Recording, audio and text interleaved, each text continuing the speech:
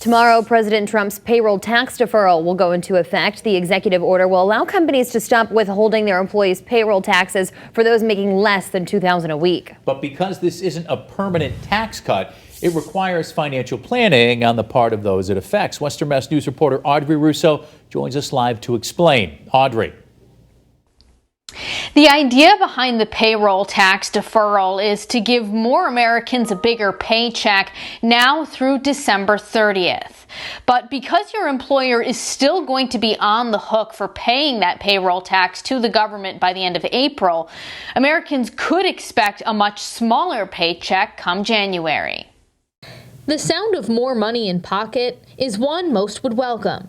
The average worker could see as much as $1,200 more in their paycheck under President Trump's 4-month payroll tax deferral for those earning under $2,000 a week.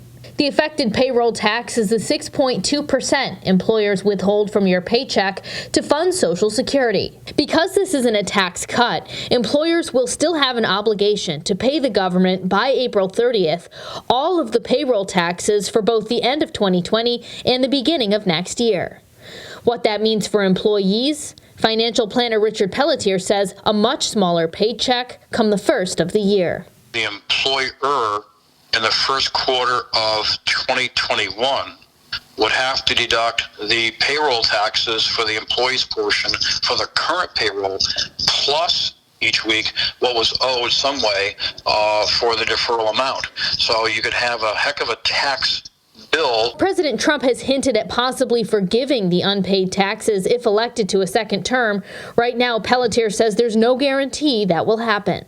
This payroll tax holiday is not Santa Claus. This is not a forgiveness or a freebie. It's still unclear what would happen if an employee affected by the tax holiday stops working for their company before April 30th. Employers are being told to make arrangements with every employee who has their payroll taxes deferred. Well, what the heck does that mean?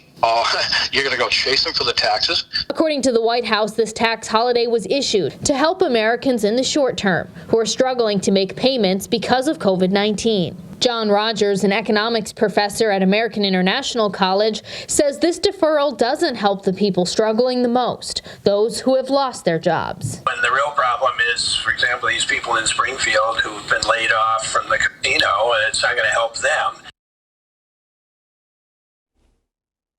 Pelletier says if you want to keep having your payroll tax withheld at the normal rate, he can't imagine a company that wouldn't allow that.